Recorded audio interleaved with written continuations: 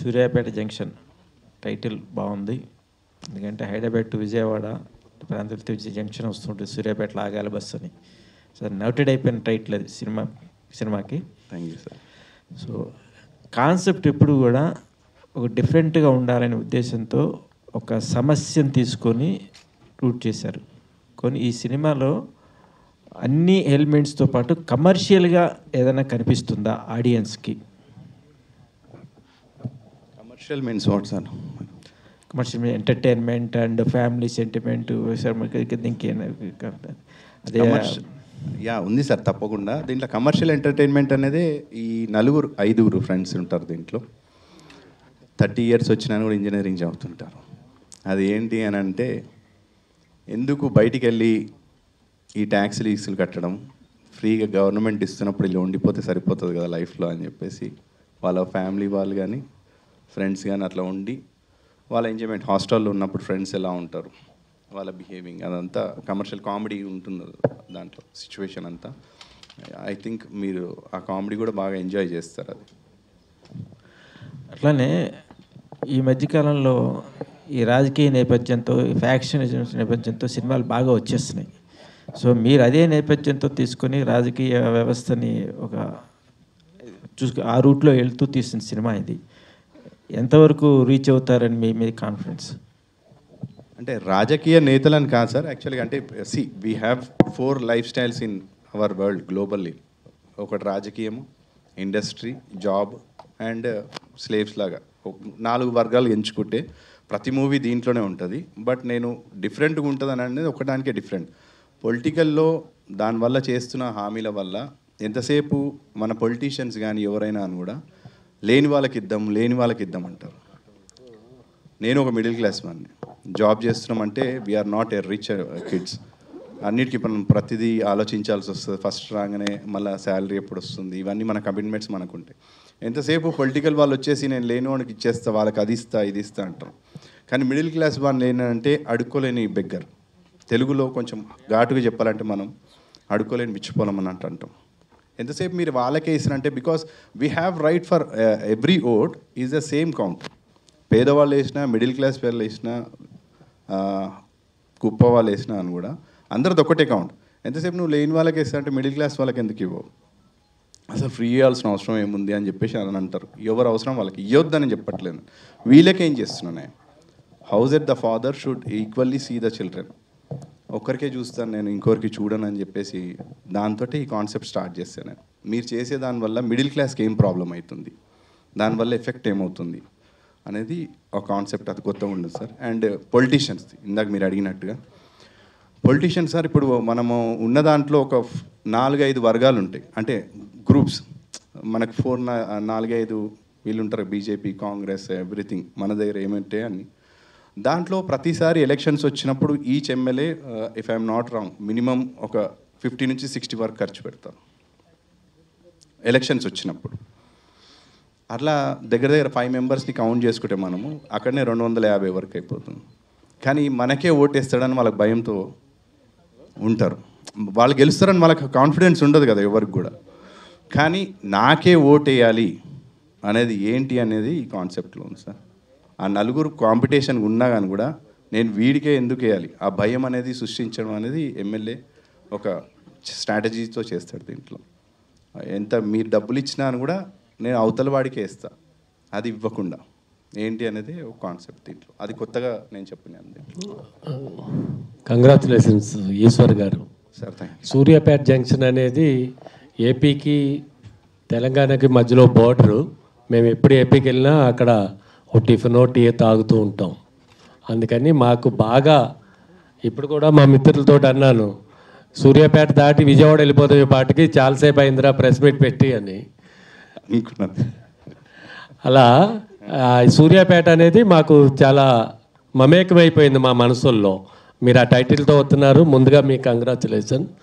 మీ trailer చూస్తే ఇల్లాలి ముఖం ఈదు గుమ్మం చెప్తుందని ఒక సామెత ఉంది తెలుగులో. ఆ అమ్మాయి ఇల్లాలా కాదా అనేది వీధి గుమ్మం చెప్తుంది. ఆ ముగ్గు అవి వేసి పెడితే ఒక పర్ఫెక్ట్ ఇల్లాలు ఉందనేది ఒక నానుడి. మీ ట్రైలర్ చూస్తే ఈ సినిమాకి ఏం కావాలో అన్నీ అందులో ఉన్నాయి అనిపించింది మాకు.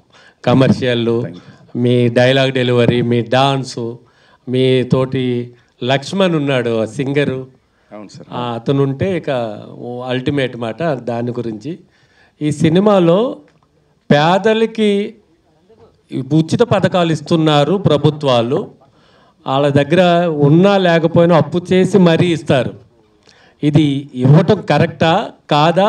ఏమైనా ప్రభుత్వానికి మీరు సెటైరికల్ వేసారా ఈ సినిమా ద్వారా? సెటైర్ వేయలే సార్. నేను ఏం చెప్తున్నానంటే, ఇప్పుడు అదే నేను ఇందాక రిపీట్ చేసినందుకు, ఒక ఇంట్లో ఉన్నప్పుడు ఒక ఫాదర్ రన్ చేస్తాడు అందరిని, ఇంట్లో ఉన్న అందరినీ చేసుకోవాలి. యాజ్ ఏ హౌస్ మన స్టేట్కి సీఎం అని ఎవరున్నాను కూడా పబ్లిక్లో అందరినీ ఈక్వల్గా చూడాలి. కానీ నేను వీళ్ళనే చూస్తాను తోచేయచ్చు కదా. కొంతమంది అడుక్కోలేరు, చెప్పలేరు. ఇప్పుడు ఏదో నేను ఉద్దేశించిన అదే చెప్తున్నాను. ఎంతసేపు నువ్వు ఒకరినే చూడొద్దు, మిడిల్ క్లాస్ కూడా వాళ్ళకి కావాల్సిన అవసరాలు వాళ్ళవి చెప్పాలి. When the all raises petrol rates and మన ఉప్పు పప్పు కూడా ఆల్ రేట్స్ ఆర్ ఇంక్రీజింగ్. కానీ మీరేం చేస్తున్నారు అని అంటే, నేను ఎవరిని ఉద్దేశించో కానీ అట్లా చెప్పట్లేదు, కానీ ఆ బాధ చూసి చెప్తున్నాను. నార్మల్గా ఏంటంటే, ఇప్పుడు మీరు పని చేస్తే మనకు డబ్బులు వచ్చినాయి అనుకోండి సార్, బాగుంటుంది. పని చేయకుండానే ఫ్రీగా ఇచ్చినా అనుకో, మనం బయటికి ఎందుకు వెళ్తాం? వెళ్ళాం. సో ఇప్పుడు పేదవాళ్ళకి అన్ని ఇస్తా అంటున్నారు, వాళ్ళ ఇంట్లో కూర్చొని ఏం చేస్తున్నారు? They also talking about real estate. మనకు ఫోన్ ఫ్రీయే కాబట్టి ఫోన్ చేసి వాళ్ళు కూడా కోట్లల్లో మాట్లాడుతున్నారు. ఎందుకు అంటే వాళ్ళ కడుపు నిండిపోయింది. ఆ కడుపు నిండిపోయినప్పుడు ఇంకోటి పని ఎందుకు చేస్తాడు? కష్టపడేది ఎవరు అంటే మిడిల్ క్లాస్ వాళ్ళు. ఎందుకంటే వాళ్ళు ఖచ్చితంగా వాళ్ళు బయటికి వెళ్ళి చేయాలన్నప్పుడు ఇంట్లో వర్కర్స్ ఉండాలి. ఆ వర్కర్స్ని నువ్వు ఆపేస్తున్నావు అంటే 100 రూపాయలు వచ్చేటోడు ఇప్పుడు ఎందుకంటే 100 రూపాయలు ఇస్తే రాడు, ఎందుకంటే కడుపు నిండిపోయింది కాబట్టి 500 ఇస్తే వస్తా అంటాడు. అట్లా అని చెప్పేసి మిడిల్ క్లాస్ వాళ్ళు జీతం పెరగదు కదా, అప్పులు పెరుగుతాయి. అందుకనే వర్క్ ఇవ్వండి కానీ సోమరిపోతులు చేయొద్దని. కరెక్ట్ అండి మీరు చెప్పింది. ఇప్పుడు ఊళ్ళల్లో కూలీ దొరకట్లే. ఇప్పుడు భీమవరంలో కానీ అమలాపురం కానీ ఏరియాలో ఒక కూలి పనికి రమ్మంటే ఎవరు రారు. ఇక్కడ ఎక్కువ కూలీలు బీహార్ నుంచి, గుజరాత్ నుంచి వస్తున్నారు. ఈ ఫ్రీ పథకాలకు అలవాటు పడిపోయి వాళ్ళు అసలు పని చేయటం మానేసి, మీరు అన్నది ఎగ్జాక్ట్ మాట, ఎటుపోయి మధ్యలో మధ్యతరగతి వ్యక్తే ఇబ్బందులు పడుతున్నాడు. మీ సినిమా ద్వారా మధ్యతరగతి వ్యక్తులకి మంచి జరగాలని కోరుకుంటూ all the best. Thank you sir. Thank you. Eshwar garu sir, ఇది ఇప్పుడు సినిమాలో ట్రైలర్ చాలా బాగుంది. హీరోయిన్తో అంటున్నారు నీ పెనం పైన దోశ వేస్తాను అంటే దాని అర్థం ఏంటి సార్? మీకేం అర్థమైంది సార్? నాకేం అర్థమైంది చెప్తా, కానీ అంటే డబల్ మీనింగ్ లాగా ఉన్నట్టు ఉంది అది. అంటే మీకేం అర్థమైంది చెప్తే నేను కరెక్ట్ కాదు. నాకైతే డబల్ మీనింగ్ లాగా అయితే అర్థమైంది సార్. లేదు సార్, అంటే అమ్మాయి హోటల్లో పనిచేస్తుంది, దోశలు వేసేటప్పుడే చూస్తాను కాబట్టి నీ పెన్నం మీద నేను దోశలు వేస్తే ఇవ్వండి అని చెప్పేసాను. నీ పెన్నం మీద అంటే ఆమె వేసే పెన్నం. నైనా గారు మరి వేసారా దోశ వేసారా మరి last? For that you should go and watch the movie. అంతేనా? Yeah. అంత క్యూరియాసిటీ కల్పిస్తున్నారు. Yeah. ఓకే. ఈశ్వర్ గారు, అంటే ఉచిత పథకాల వల్ల అందరు చెడిపోతున్నారు అన్నట్టు చెప్తున్నారు కదా, అసలు ఎక్కడ ఇస్తున్నారు సార్? ఇప్పుడు 2 తెలుగు రాష్ట్రాలు చూస్తుంటే ప్రజలు నమ్మి ఓటేస్తారు, తీరా చూస్తే మోసపోతున్నారు కదా. ఎక్కడ ఇస్తున్నారు అంటున్నారా? ఇవ్వట్లేదు అంటారా? ఎక్కడ ఇస్తున్నారు అసలుకి? 2 తెలుగు ఏపీలో చూస్తుంటే సూపర్ 6 ఏమీ లేనట్టే ఉంది. ఇక్కడ ఏదో పెట్టారు, ఇక్కడ కూడా లేదు. ప్రజలు రెండు రకాలుగా 2 చోట్ల ఇబ్బంది పడుతున్న పరిస్థితే ఉంది. ఇప్పుడు ఇస్తున్నారా ఇవ్వట్లేదు అనేది కొన్ని నాకు తెలుసు, చూశాను కాబట్టి. అంటే బేసిక్గా ఒక మాట చెప్పాలంటే, ఇప్పుడు ఎంతసేపు ఇప్పుడు ఒక హౌస్ కొనాలనేది అందరి కళ్ళు ఉంటుందండి. చిన్న ఎగ్జాంపుల్ చెప్తున్నాను నేను మీకు, అంటే నేను అర్థం చేసుకున్నాను యాజ్ ఎ బ్యాంకర్గా నేను చూస్తున్నాను బయటలో. అందరు హౌసింగ్ లోన్ అనేది అందరికీ ఒక జాబ్ చేస్తున్నప్పుడు ఫస్ట్ ఆలోచించేది హౌస్ కొనాలి అని చెప్పేసి ఆలోచిస్తాడు. ఒక హౌసింగ్ లోన్ వచ్చేసి 20 years పడుతుందండి మినిమం. 30 years కూడా ఇప్పుడు చేశారు. ఆ హౌసింగ్లోనే కళ ఉంటుంది. అది ఒక మిడిల్ క్లాస్ వాడి 40-50,000 అనుకోండి శాలరీ తీసుకున్న దాంట్లో 30,000 దానికే పోతుంది. దాంతో మిగతా దాంట్లో ఖర్చులు ఇర్చులు మళ్ళీ అన్నీ పెరిగిపోతుంటాయి.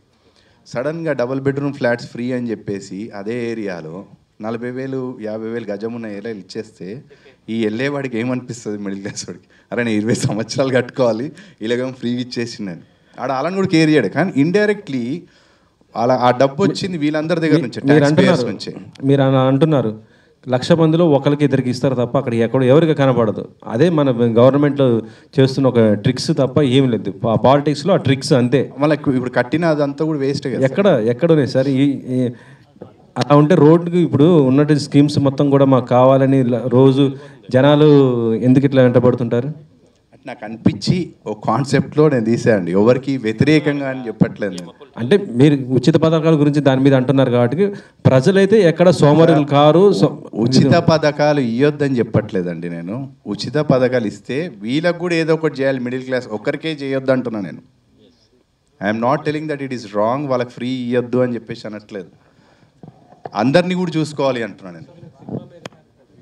సినిమా కంటెంట్లో నేను అది చెప్పాను, కానీ ఇట్ ఈస్ నాట్ మొత్తం పొలిటికల్ మీదనే ఉన్న కంటెంట్ కాదు. సార్ క్వశ్చన్ అడిగాడు కాబట్టి చెప్తాను.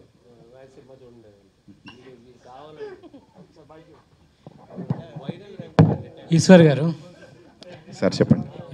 ఇప్పుడు సామాన్యుడికి, ముఖ్యంగా మీరు ఇందాక అన్నట్టు మధ్యతరగతి వ్యక్తికి ఉచితాలు కొన్ని అవసరం. ఒకటి ఉచిత విద్య, ఉచిత వైద్యం, ఉచిత న్యాయం. ఇవి కాకుండా మిగతాయి వద్దంటున్నారా మీరు సినిమాలో? లేదంటే పర్టికులర్గా ఇవి ఉచితం కావాలంటున్నారా మీరు? యాక్చువల్లీ ఈ సబ్జెక్టు మాత్రమే తీసుకోవడానికి కారణం ఏంటి? అంటే నేను సబ్జెక్ట్ చేయడానికి కారణం ఉంది. ఎందుకంటే మీరు ఇందాక చెప్పినట్టు that point is there in this movie. ఏంటంటే ఇచ్చే వాళ్ళకి ఫ్రీగా ఏవైతే ఇంపార్టెంట్ అవి ఇచ్చేస్తే అవసరం లేదు మీరు అన్నట్టు.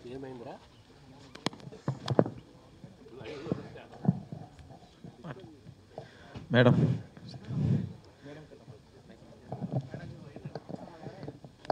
నమస్తే మేడం. నమస్తే సార్.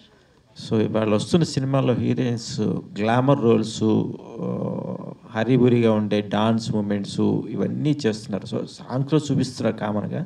సో సినిమాలో చూస్తే పల్లెటూరు వాతావరణం, ఆ నేపథ్యంతో చక్కని లంగా ఓణి కట్టుకొని ఒక తెలుగింటి అమ్మాయి ఇట్లా ఉంటుందని నేపథ్యం చేశారు. సో ఈ క్యారెక్టర్ మీకు ఇన్స్పైర్ చేశారా, లేకపోతే డైరెక్టర్ హీరో గారు చెప్పిన ప్రొడ్యూస్ చేశారా? Little bit I didn't understand. I'm so sorry. Characters I'm still learning Telugu.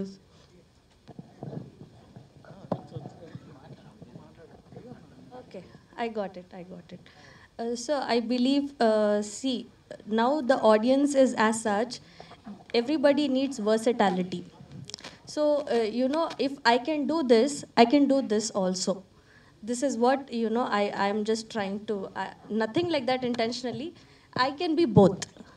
I can be that village type of girl next door character also. I can be like this also, is what I want to be. Yes. Hi, Naina ji. First of all, congratulations. The trailer is awesome. Thank you. So, coming back to my question. So, actually, in this movie, you were in the traditional look, another look also. It's look very interesting. So, my question is that while speaking the speech, you were saying about the you learn Telugu little bit only, these words only. Yes. Any dialogue from the trailer or any dialogue from the movie you can share with the hero? Any dialogue in Telugu? I remember Hero's dialogue. I love one dialogue of his. Yes, you can. Neengu kottala, nen tammuduku kottala.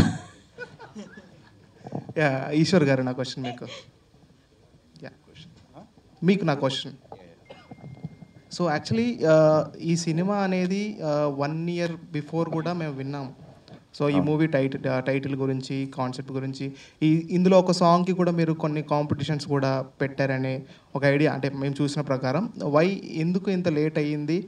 Content ఉన్న cinema ఎప్పుడు release చేసినా hit అవుతుందని అలా ఆపారా, లేదంటే any specific reasons for this? మీరు అన్నది కరెక్టే అండి. ట్రైలర్ తీసి అప్పుడు మంచి మూమెంటే ఉండే. ద బేసిక్ రీజన్ ఏంటంటే మూవీ ఎంతైతే కష్టపడి తీస్తామో, యాజ్ యూ నో ఆల్, ప్రమోషన్స్కి కూడా అంతే మనలా అదే ఇంపార్టెంట్ రోల్ ప్లే చేస్తుంది తర్వాత.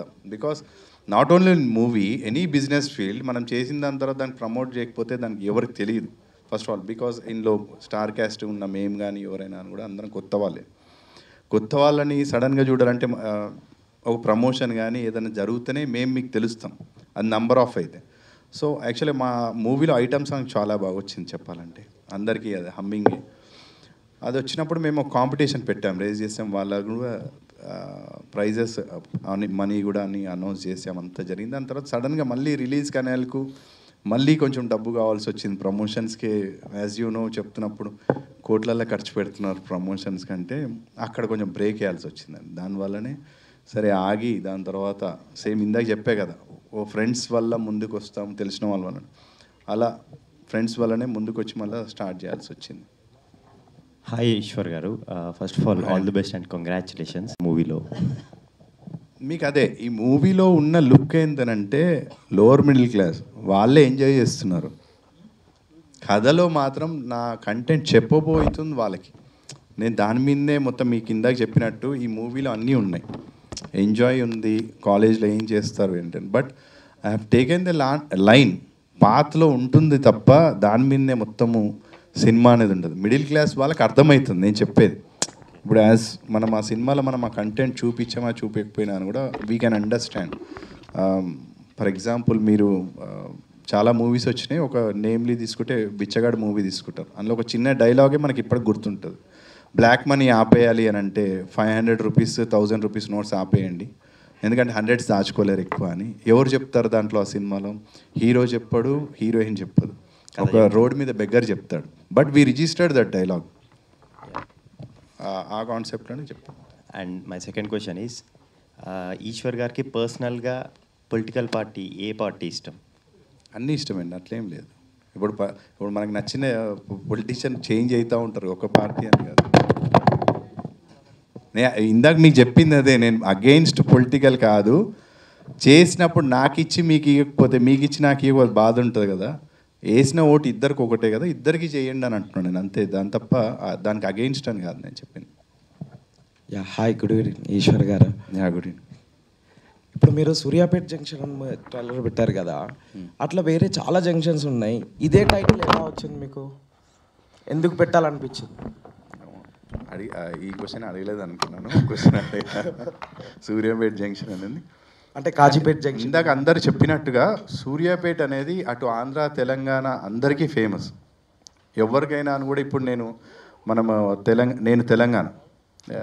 తెలంగాణలో ఉన్నప్పుడు వేరే ఊర్ల పేరు వనంగల్ ఫేమస్, అవి ఫేమస్, కరీంనగర్ ఇవన్నీ చెప్తాం మనం. అవి కానీ బట్ రెగ్యులర్గా అందరికీ పాస్ అయ్యేది మధ్యలో ఉన్నది సూర్యాపేట.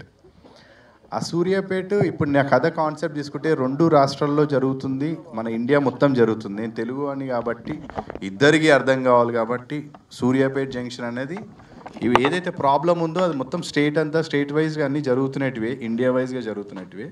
కానీ ఒక టైటిల్ కావాలి, ఇద్దరికి దగ్గరలో ఉండేది ఏరియా, ఇది ఆ ఏరియా మధ్యలో జరిగే కథ, రూరల్ ఏరియాస్లో జరిగేది, బార్డర్లో జరిగే కథ అనమాట. ఇది అటు వాళ్ళకి వీళ్ళకి మధ్యలో ఉండేది కాబట్టి ఆ టైటిల్ తీసుకోవాల్సి వచ్చింది. ఆ ట్విస్ట్ ఇంకా సినిమా చూస్తేనే తెలుస్తుంది. ఇంకా ట్విస్ట్లు ఏమి ఉండవు దీంట్లో. అంటే 2 బార్డర్స్ అన్నారు కదా. 2 బార్డర్స్ అంటే అక్కడ ఉన్న కాలేజ్ వాళ్ళది, అక్కడ దగ్గరలో ఉన్న కాలేజు, అటు తెలంగాణకు ఒక 5 కిలోమీటర్స్ వెళ్ళిపోతే ఇటు క్రాస్ అయితే ఇటు, అందుకే మధ్యలో సూర్యాపేట జంక్షన్ అని చెప్పేసి పెట్టాం.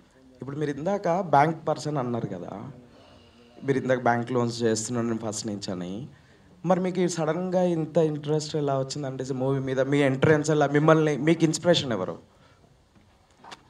బ్యాంక్ లోన్స్, బ్యాంక్ అనేది అది ప్రొఫెషనల్. బ్యాంకింగ్ అనేది అవసరం చేయడానికి, సినిమా అనేది ఇంట్రెస్ట్, ఆ చిన్నప్పటి నుంచి ఉన్న ఇంట్రెస్ట్ అంతే. అది ఇక్కడి వరకు తీసుకొచ్చింది, ఒక సినిమా చేసే అంత లోపల నుంచి interest. Very all the best అంటే ఈ సినిమా తోటి మీరు నెక్స్ట్ స్టెప్కి వెళ్ళాలని నిజంగా కోరుకుంటున్నాను. Thank you so much sir. Once again Suryapet junction, all the best. Thank you madam. Inspiration heroines, any heroines, old heroines, new heroines, inspiration?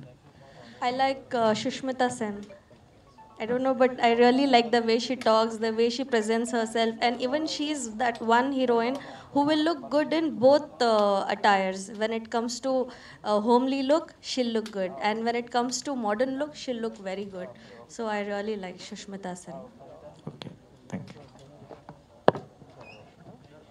Actually మీది పాత cinema కూడా చూశాను నేను, కొత్తగా మా ప్రయాణం. చాలా బాగుంది, నాకు చాలా నచ్చింది యాక్చువల్లీ ఫస్ట్ అది కూడా. థ్యాంక్ యూ అండి. Anybody? Okay, thank you sir. Thank you అండి వచ్చిన వాళ్ళందరికీ, థ్యాంక్ యూ మీడియా వాళ్ళందరికీ, thank you sir, thank you for coming for this event, thank you.